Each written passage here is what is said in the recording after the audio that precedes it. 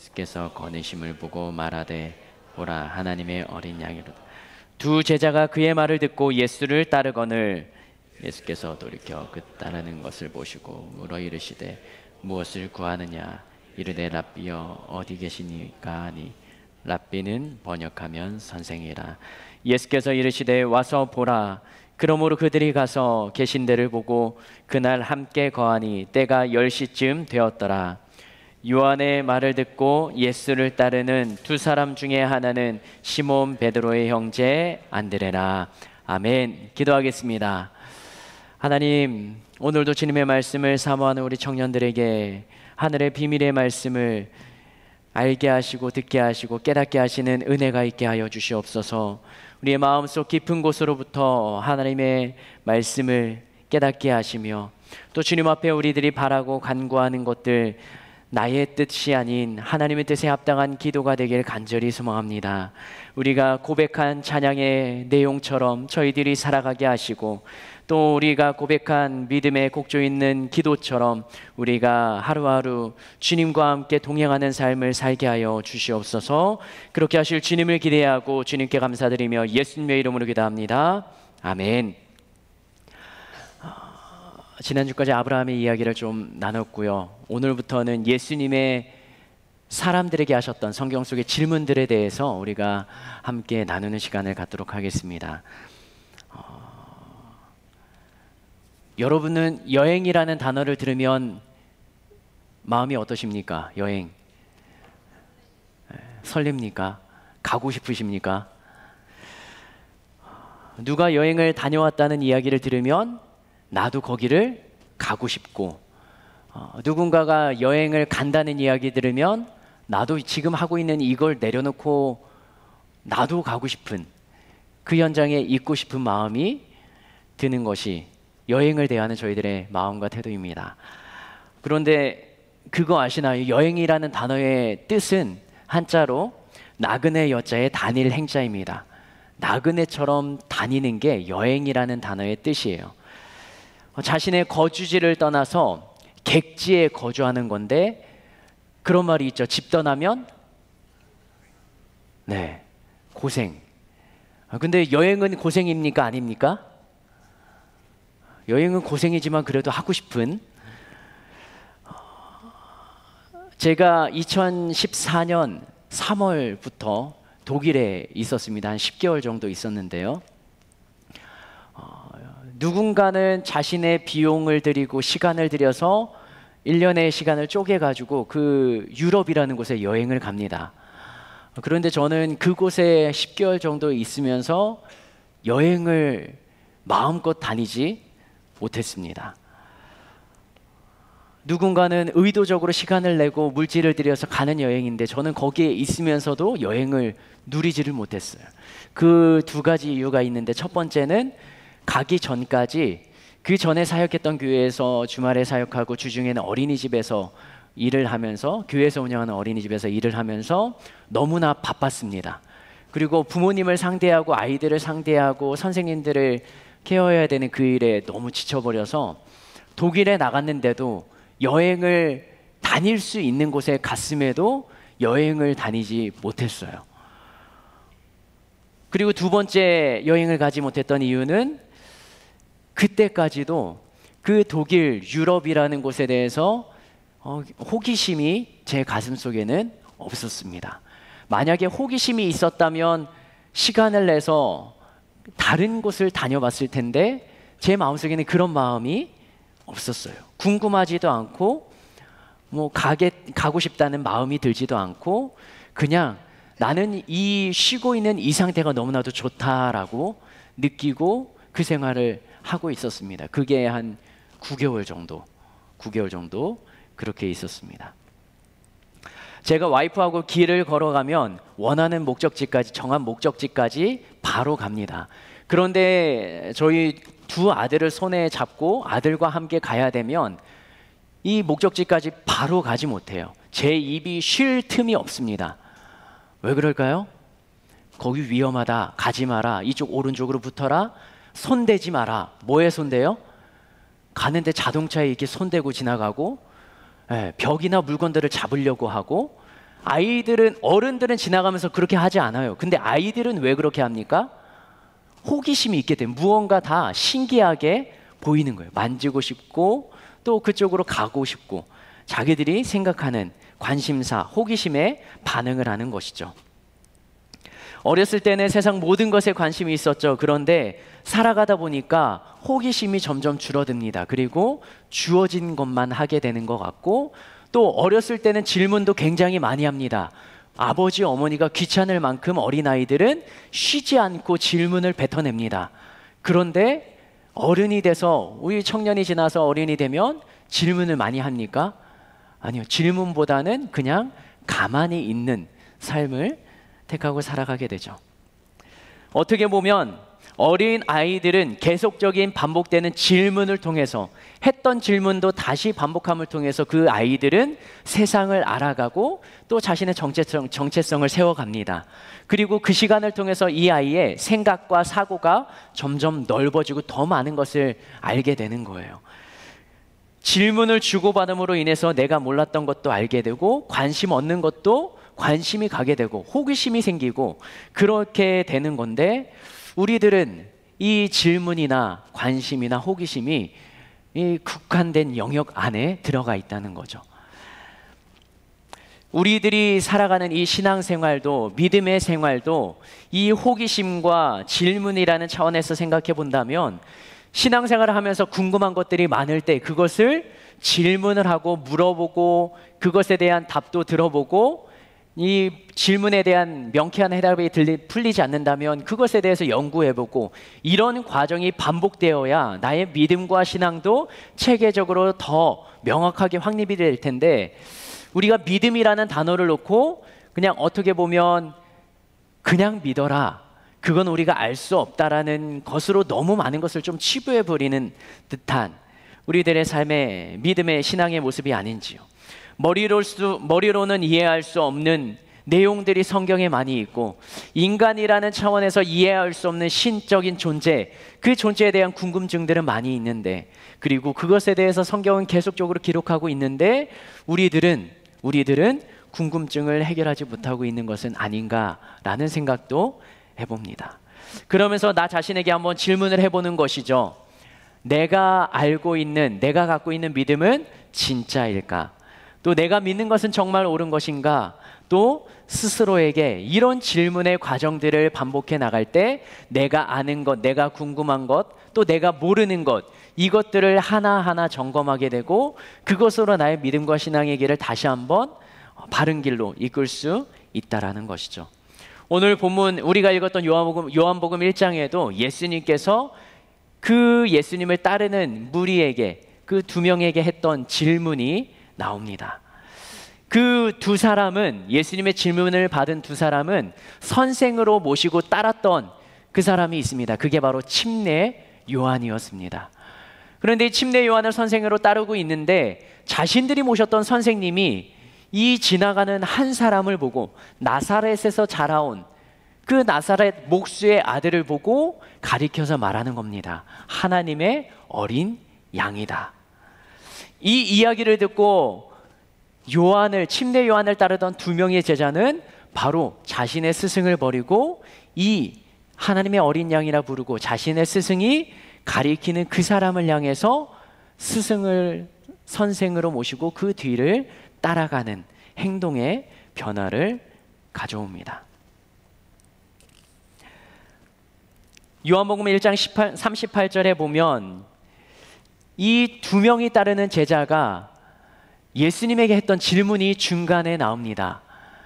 라삐어라는 단어부터 나오는데요. 요한복음 1장 38절 그 제자들이 했던 질문 한번 볼까요? 침례 요한을 따랐지만 이제는 예수님을 따르는 무리 속에 들어가 있는 그 제자들 두 명이 했던 질문이에요. 이르되 라삐어. 여기부터 읽겠습니다. 시작. 이르되 라삐어 어디 계시오니까. 그들은 이 예수라는 사람과 함께 하고 있습니다. 그런데 그 예수를 향해서 질문을 합니다. 라삐요. 라삐라는 말은 선생이라는 말인데 선생님이요 어디에 계십니까? 라는 말을 합니다. 이 우리가 가진 성경 개역개정판보다 새번역 성경에서는 조금 더 정확한 표현으로 나오는데요. 새번역 성경으로 한번 읽어볼까요? 다시 한번 읽겠습니다. 그들은부터 읽을까요? 시작. 그들은 랍비님 어디에 묵고 계십니까? 하고 네, 제자들이 그 예수라는 사람에게 말합니다. 랍비님 어디에 묵고 계십니까? 이 말은 그 예수라는 사람의 숙소가, 그 사람의 본거지가 어딘지를 물어보는 것이죠. 이 제자의 질문 전에 예수님께서 그들에게 먼저 하셨던 말이 있어요. 예수님을 따르던 다른 사람들도 있었을 텐데 예수님께서는 가던 길을 멈춰서 뒤를 돌아보고 침례 요한의 제자였던 그 두 사람을 향해서 질문을 합니다. 그 질문 38절 말씀 다시 한번 읽어볼까요? 38절이요. 같이 한번 읽겠습니다. 시작. 예수께서 돌이켜 그 따르는 것을 보시고 물어 이르시되 무엇을 구하느냐. 예수님은 그 두 제자에게 질문합니다. 처음에는 침례 요한을 따라서 그들의 신앙을 계속적으로 이어왔습니다. 그런데 이제는 예수 편에 서서 예수님이 자신에게 하시는 질문을 받는 상황이 된 거예요. 무엇을 구하느냐. 이 두 제자는 침례 요한을 따르면서 그들이 무언가 원하는 것이 있었을 것입니다. 근데 그 원하는 것이 이 침례 요한이라는 선생에게 있는 것이 아니라 이 예수라는 사람에게 있다라는 것을 그들은 느끼고 이 선생을 침례 요한에서 예수로 다시 바꿔서 따라가는 것이죠. 그들 향해서 예수님이 묻습니다. 너희는 무엇을 구하느냐? 이 두 제자가 하는 대답이 이겁니다. 랍비여 어디 계시오니이까? 선생님 어디에 묵고 계십니까? 완전히 동문서답 아닙니까? 네, 대화가 이루어지지 않는 것처럼 느껴지는 이 한 구절입니다. 예수께서 돌이켜 그 따르는 것을 보시고 물어 이르시되 무엇을 구하느냐? 이르되 랍비여 어디 계시오니이까? 요한의 제자였다라는 것은 요한은 어떤 사람이었냐면 침례를 주는 사람이었습니다. 그리고 하나님의 말씀을 받고 그 말씀을 전하는 사람이었어요. 한마디로 선지자였습니다. 이 선지자를 두 제자가 따라갔다는 건 그들에게 영적인 갈망이 있었다라는 것이죠. 율법에서 말하는 메시아, 그리고 이 침례 요한은 계속적으로 이야기했어요. 내 뒤에 오시는 이가 있는데 그 뒤에 오시는 이의 신발끈을 풀기도 나는 감당할 수가 없다. 내 뒤에 오시는 하나님의 어린 양이다 라고 말하고 다닙니다. 이 침례 요한의 제자라는 것은 영적인 갈망이 있어서 그 선생을 따라서 계속적으로 말씀도 듣고 그 요한 선지자가 선포하는 메시지를 들었던 사람이에요. 영적인 목마름이 있는 자였습니다. 그리고 요한이 말하는 하나님의 어린 양이라는 말을 듣고 그 두 제자는 예수를 따르기 시작합니다. 그런데 침례 요한이 말했던 하나님의 어린 양이라는 뜻, 그 뜻이 무엇인가요? 그 어린 양의 역할이 무엇인가요? 하나님이 옆에서 안전하고 사랑을 받으면서 있는 어린 양인가요? 하나님이 아끼는 사랑스러운 어린 양인가요? 그게 아니죠. 어린 양이라는 의미를 출애굽기에서 우리가 또 구약 성경에서 찾아본다면 열재앙 가운데 죽음의 사자가 지나갈 때 그 문지방에 무엇을 바릅니까?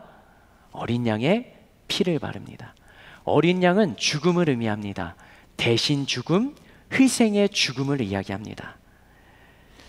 요한복음 1장 29절 말씀 읽어볼까요? 하나님의 어린 양이라는 말을 하기 전에 그 앞에 붙는 단어가 있습니다. 같이 한번 29절 읽겠습니다. 시작. 이튿날 요한이 예수께서 자기에게 나오심을 보고 이르되 보라 세상 죄를 지고 가는 하나님의 어린 양이로다. 하나님의 어린 양이라고 말하면서 침례 요한은 말합니다. 세상에 무엇을 지고 가는? 세상의 죄를 지고 가는. 우리는 알고 있죠. 죄가 있으면 죽음으로 마감해야 됩니다. 그 죄라는 것 때문에 죽어야 합니다. 그런데 구약에서부터 하나님께서는 이 죄를 지은 사람 대신에 동물을, 자신이 기르고 아끼고 흠이 없는 동물을 잡아서 대신 죄를 담당해서 죽임으로, 그 동물의 피값으로 이 사람은 죄 사함을 받고 용서를 받고 다시 생활을 이어갑니다. 신약에 와서는 세상의 모든 죄를 지고 가는 어린 양, 이 예수님께서 담당하셔야 되는 역할이 뭐냐? 그 어린 양의 역할이 뭐냐? 사랑받는 게 아니라 죄를 대신해서 죽는 것이었습니다. 하나님 앞에서 세상이 지은 죄를 대신해서 그 모든 죄를 짊어지고 죄를 없애기 위한, 속하기 위한 희생 제물이 되는 게 바로 예수님의 역할이었습니다. 하나님이 살아가는, 사랑하는 사람들을 위해서, 인간들을 위해서 구약에서부터 계속적으로 보내주시겠다고 하신 그분, 메시아, 그 메시아가 오셔서 하실 역할이 무엇이냐? 바로 인간의 모든 죄를 짊어지고 대신 죽는 역할이었습니다. 그분이 바로 이 옆에 지나가는 예수라는 사람이라고 침례 요한이 이야기했다는 것입니다.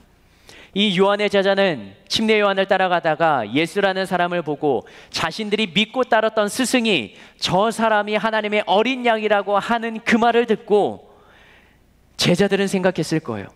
저분이 정말 우리가 그토록 기다려왔던 메시아인가? 우리의 죄를 담당하실 만한 분인가? 하나님이 보내신 분인가? 한편으로는 의심의 마음이 들었을 거예요. 한편으로는 그것이 진짜인가 따라가면서, 이때까지는 아직 진짜 믿음이 있었는지는 모르겠지만 그러나 그 길을 따라가는 중이었습니다. 그때 바로 예수님께서 뒤를 돌아보시면서 이 두 제자에게 하신 말씀, 너희는 무엇을 찾고 있느냐? 너희는 무엇을 구하느냐? 제자들은 메시아를 기다리고 있었어요. 그리고 그 성경에서, 율법에서 말하는 메시아가 올 때까지 자신들은 그 하나님을 믿고 신앙을 지키는 것이 그들의 역할이었습니다. 그리고 그렇게 더 바른 믿음을 갖기 위해서 자신의 스승이 가르쳤던 이 예수를 따라가기로 결단하고 스승을 옮겨. 두 제자는 아까 이야기했죠. 무엇을 구하느냐는 말에 어디 계십니까? 랍비여 어디 계시오니까? 라고 했던 질문이요. 이것이 무슨 뜻이냐면 이 두 제자는 예수라는 사람이 더 알고 싶어진 거예요. 이 자신의 스승 요한이 메시아, 하나님의 어린 양, 예언된 사람이라는 것을 말했을 때 그 사람을 따라가면서 이 사람이 진짜인가, 또 이 사람을 믿을 만한 사람인가, 그것이 더 궁금하고 알고 싶어졌던 거예요. 그래서 당신이 계신 곳이 어디입니까? 라고 질문하면서 그 계신 곳에 가서 더 많은 이야기를 듣고 자신들이 가진 궁금증이 해결될 수 있을까? 그 예수라는 사람에 더 깊이 알아가고 싶은 마음이 그 안에 있었습니다. 그래서 랍비여 어디 계십니까? 랍비여 어디 계십니까? 묵을 곳이 어디입니까? 라는 질문 속에는 이 마음이 담겨 있었을 거예요. 선생님이 계신 그곳에 가서 선생님을 더 알고 싶습니다. 내가 가진 이 흔들리는 믿음이 아니라 당신이 정말 하나님이 예비하신, 보내신다 하신 메시아라면 당신을 정말 믿고 따르고 싶습니다. 이런 의지와 결단의 마음까지 담겨 있지 않았을까요? 먼저 물어볼 마음의 용기는 없었고 그저 그 뒤만을 따라가는 그 제자를 향해서 예수님께서는 너희는 무엇을 구하느냐라고 물어보셨다는 것이죠. 이것이 바로 오늘 예수님 앞에 나온 우리들을 향한 하나님의, 예수님의 질문이지 않을까 생각을 합니다. 예수님을 믿는다고 하고 그 삶을 따라가며 주일날 예배하며 살아가는 우리들을 향하여서 너희들은 무엇을 구하느냐? 너희들은 무엇을 찾고 있느냐? 이런 질문일 수 있겠습니다. 왜 교회에 나오느냐? 왜 예배 드리는가? 왜 예수님을 따라가고 믿고 있는가? 라는 질문으로 우리들에게 다가올 수 있겠습니까? 무엇을 구하고 무엇을 찾고 예배를 통해서 예수님을 통해서 무엇을 얻으려고 생각하고 계십니까? 침례 요한의 제자들이 예수님을 더 알고 싶어하는 마음을 표현했을 때 예수님께서는 이렇게 대답하십니다. 요한복음 1장 39절입니다. 같이 읽겠습니다. 시작. 예수께서 이르시되 와서 보라. 그러므로 그들이 가서 계신 데를 보고 그날 함께 거하니 때가 10시쯤 되었더라. 예수님은 말씀하십니다. 어디에 계신지, 어디에 묵고 계신지를 묻는 제자들을 향하여서 와서 봐라 라고 말씀하십니다. 그리고 그 예수님과 함께 거기에서 머물면서 거하면서 예수님으로부터 말씀도 듣고 예수님과 대화를 나누고 그 예수님과 함께 하는 시간을 갖습니다. 예수님이 하신 말씀, 와서 보아라. Come and see. 예수님의 생각과 예수님의 성품과 예수님의 삶의 모습들, 그것을 직접 와서 보라는 것이죠. 그리고 그 예수님을 믿고 따라가라는 것이죠. 요한의 제자가 하나님의 어린 양 그리고 메시아인 것은 귀로 들어서 알고 있습니다. 그래서 그들의 반응은 이 예수를 따라가는 삶의 행동으로 나타났습니다. 그런데 그들의 마음속에 한 가지 열망이 더 있었어요. 그 예수님을 더 알고 싶었습니다.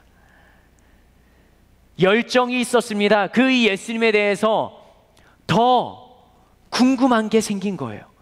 그래서 함께 있고 싶은 마음이 들었던 것입니다. 그래서 예수님이 무엇을 구하느냐, 무엇을 찾느냐라고 물어보실 때 머뭇거리지도 않고 대답하는 것입니다. 예수님이 계신 그곳에 가고 싶습니다. 우리에게는 이 열망이 있습니까? 나를 구원하신 예수님의 그 구원의 은혜가 우리는 알고 있고 그 은혜를 받은 자라고 생각이 됩니다. 그런데 그 예수님에 대해서 이미 내가 알고 있는 지식으로 충분하다 생각되는 것은 아닐 거예요. 그리고 그 예수님에 대해서 더 알고 싶고 그 예수님과 함께하고 싶은 마음이 우리들의 삶 속에서는 없어진 것은 아닐까요? 누군가가 교회 다니면서 무엇을 믿냐라고 물었을 때 내가 무엇을 믿는가 그제서야 생각하고 있는 것은 아닐까요? 왜 예배 드리냐 물어보면 나는 무슨 대답을 해야 될지 고민하고 그런 질문을 받을까 두려워서 가슴 쿵쾅거리는 것은 아닐까요? 예수님이 지금 이 자리에 있는 우리들에게 물어보십니다. 너희는 무엇을 구하고 있는가? 너는 왜 여기 있는가? 너는 왜 예배를 드리는가? 너의 삶은 무엇을 쫓아가고 있는가? 우리가 삶의 분주함 속에서 정신이 없었다면, 근심과 걱정과 염려 속에 가로막혀 있었다면, 그래서 주님을 찾고자 하는 마음이 잠시 사라져 사그라들었다면, 영적인 갈급함은 있고 주님을 따라가고 싶은 마음은 있지만 그러나 그것을 나의 힘으로 해결할 수 있는 방법을 찾지 못하고 있었다면, 그러면 오늘 이 주님을 따르는 예수님을 따랐던 제자들에게 하셨던 그 예수님의 부르심에, 너희는 무엇을 구하느냐라는 부르심에 우리들은 다시 한번 결단하고 나를 돌아보는 시간이 되었으면 좋겠습니다. 예수님 앞에서 또 그 예수님만을 바라보면서 그 예수님만을 따라가기를 다짐했던 때가 우리들에게는 있습니다. 그런데 그러한 열정이 사그라들었다는 것이 지금 나의 믿음의 현실이진 않을까요? 그 모습이 나의 마음의 진심, 주님을 향한 진심의 마음이라 생각이 됩니다. 우리들의 현 주소는 어디인가요? 그리고 어느 곳에 머물러 있나요? 예전에 그 열정 속에 파묻혀서 지금은 주님을 향한 열정은 내려놓고 나의 삶의 현장을 살아가는 것, 그것에 오히려 더 초점이 맞춰진 것은 아닐까요? 그것을 포기할 수는 없습니다. 이 땅을 살아갈 때 그것 또한 잘 해내야 됩니다. 그런데 그것이 성경에서 말하는 잠시 잠깐의 삶이라면, 성경에서 말하는 예수님이 가르쳐 주신 가르침 속에는 그 삶의 삶보다 더 긴 시간 동안, 영원이라는 시간 동안 우리가 살아내야 되는 삶의 현장이 있다는 것이죠. 지금 우리가 눈으로 보고 손으로 만지고 우리가 행하는 이 삶의 모습, 이 삶의 현장, 직업을 가지고 예배를 드리며 살아가는 이 모습, 100년의 시간이 지나면, 우리의 생이 맞춰지는 그때가 되면 우리에게는 더 가치 있게 달려가야 될 그 시간을 성경에서 말하고 있다는 것이죠. 그런데 우리들은 그 가치가 있다라고 성경에서 말하는 그 나라를, 하나님의 나라를 향하여서 시간을 들이고 열망을 갖고 궁금증을 가지며 걸어가는 걸음이 부족했던 것은 아닐까요? 예수님께서 뒤돌아서 말했던 그 두 제자, 그 두 제자는 예수님의 제자가 됩니다. 그리고 때로는 넘어지고 때로는 실패하지만, 그러나 그 두 제자는 예수님의 죽으심과 부활 앞에서 예수님을 향해 목숨을 거는 제자가 됩니다. 그런데 이 두 제자가 예수님을 만나고 예수님을 메시아라고 확신을 한 다음에, 그 다음에 그들의 집으로 달려갑니다. 그리고 자신의 가족에게, 형제에게 내가 메시아를 만났다라고 전합니다. 그 전함을 받았던 제자가 누구인지 아십니까? 예수님의 수제자라고 불리는 시몬 베드로. 이 예수님을 만났던 두 제자가 자신들만 예수님을 잘 따라가고 믿었다면, 그러면 시몬 베드로에게는 어떻게 보면 예수님이 전달되지 않았을지도 모르죠. 더 늦은 시간에 예수님을 만났을지 모릅니다. 그러나 누군가는 입을 열어 예수님을 전했기 때문에 자신이 만난 예수님, 자신이 만난 메시아, 자신이 알고 있고 믿어왔던, 갈망했던 성경의 예언대로 이루어질 그분이 바로 지금 눈앞에 있는 이분이라는 사실을 경험하고 느꼈다면, 그러면 그 예수님을 만난 사람들의 또 하나의 삶의 의무와 책임은 무엇이냐면, 받은 것을 나누어 주는 것입니다. 수많은 사람들이 성경 속에서 예수님을 증거합니다. 사도행전에 기록된 그 사도들의 행적들이 바로 자신들이 믿은 예수님, 죽으시고 부활하신 예수님을 다른 이들에게, 믿지 않는 이들에게 전하며 써내려갔던 기록이 바로 사도행전입니다. 그리고 그러면서 수많은 믿음의 사람들에게 편지를 보냈던 내용들이 바로 신약 성경의 사도행전 이후에 나오는 서신서들의 내용들입니다. 우리들은 예수님을 믿는 순간부터 지금까지 우리들의 입술로 예수님에 대해 얼마나 많이 입을 열어 전했습니까? 예수님을 만난 사람에게는 변화가 나타납니다. 그 두 가지가 뭐냐면, 예수님을 만나면 예수님을 믿는 믿음에 이르렀다는 것입니다. 예수님을 만난 사람마다 예수님을 믿었다는 행동의 결과가 어떻게 나타났냐면, 삶을 주님께 드리는 귀한 삶의 열매로 나타났습니다. 예수님을 위해서 예수님이 주시는 명령을 가지고 그 명령을 붙들고 따라가는 사람으로 바뀌었다는 것이죠. 요한의 제자를 예수님께로 보냈던, 요한이 제자를 예수님께로 보냈던 까닭은 자신이 믿음의 대상이 아니었던 거예요. 자신은 인도자였던 거예요. 그리고 정말 믿어야 될 그 예수님 메시아가 오시니까 그분에게로 사랑스러운 제자들을 보냈던 것입니다. 우리들이 해야 되는 역할은 예수님을 만났다면 내가 예수님을 잘 온전히 믿어야 되고, 그리고 내가 믿는 이 믿음을 나와 함께 생활하는 일주일 동안 만나는 지체들에게, 청년들에게, 사람들에게, 가족들에게 결국은 전해야 되는 책임이 있는 것이죠. 그게 어떻게 보면 책임이 아니라 사랑의 마음인 거예요.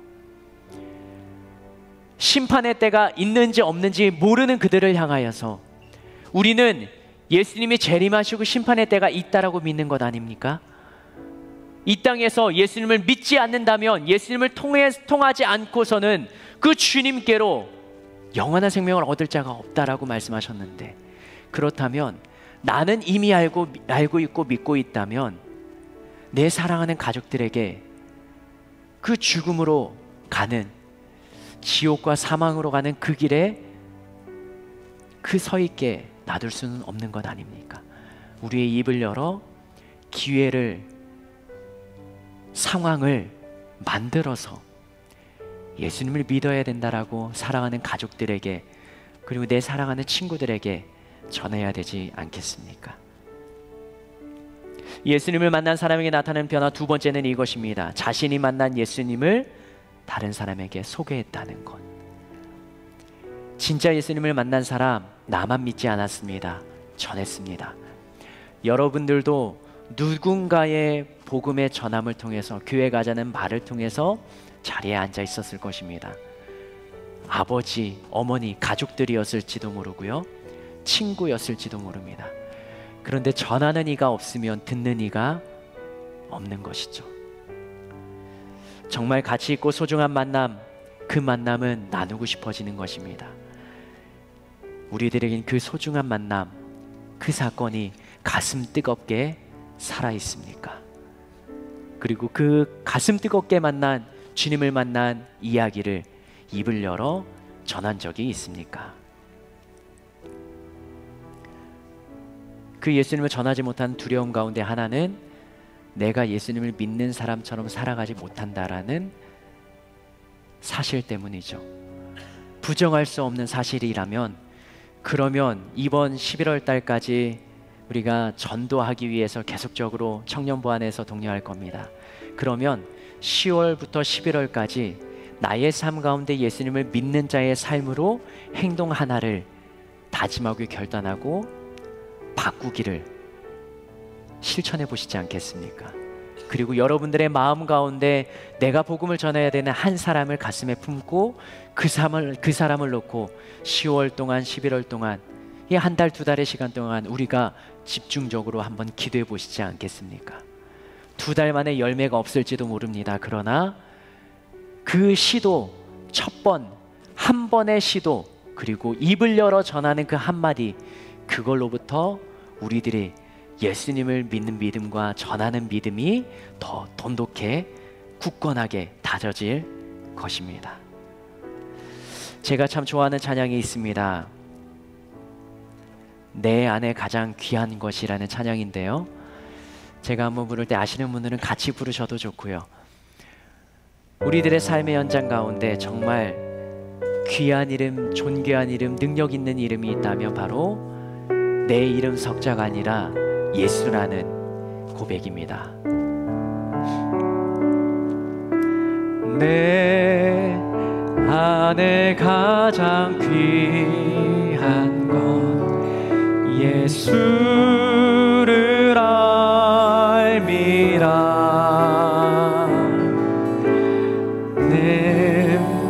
님보다 더 귀한 것 예수를 알미라.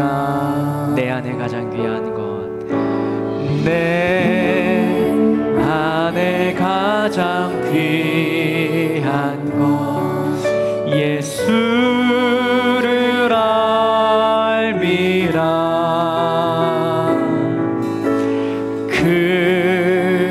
금보다 더 귀한 것 예수를 알미라. 세상 지식보다 귀한 것, 세상 지식보다 귀한 것 예수를 알미라. 내 안에 가장 귀한 것 예수를 알미라. 예수의 이름 존귀한 그 이름 예수의 이름 능력의 그 이름 예수의 이름 예수의 이름 존귀한 그 이름 예수의 이름 능력의 그 다 같이 한번 부를까요? 내 안에 가장 귀한 것 내 안에 가장 귀한 것 예수를 알미라. 그 금보다 더 귀한 것 예수를 알미라. 세상 지식보다 귀한 것 세상 지식보다 귀한 것 예수를 알미라. 내 안에 가장 귀한 것 예수를 알미라. 예수의 이름 예수의 이름 존귀한 그 이름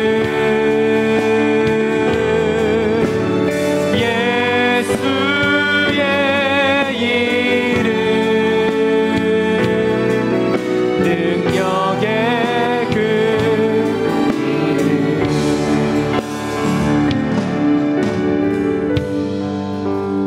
우리가 기도하면 좋겠습니다. 예수님을 만나면 변화가 일어납니다. 그리고 믿음이 생깁니다. 이 변화는 지금까지 살아온 나의 가치관을 뒤흔드는 변화일지 모릅니다. 눈에 보이는 것에 주목하고 살아왔던 우리들의 삶을 눈에 보이지 않는 영적인 것에 가치를 두고 살아가게 하는 엄청난 변화입니다. 그런데 그 가치관의 변화가 처음에는 혼란스럽지만 그러나 오히려 즐겁고 행복하고 더 귀한 것으로 여겨지는 것, 그것이 바로 예수님을 만났을 때, 예수님을 믿었을 때 우리가 경험할 수 있는 놀라운 변화의 모습입니다. 우리들에게는 이 변화가 있습니까? 그리고 예수님을 아는 지식에서 믿는 믿음으로 옮겨간 삶의 변화가, 신앙의 변화가 있습니까? 우리 시간이 한번 기도합시다.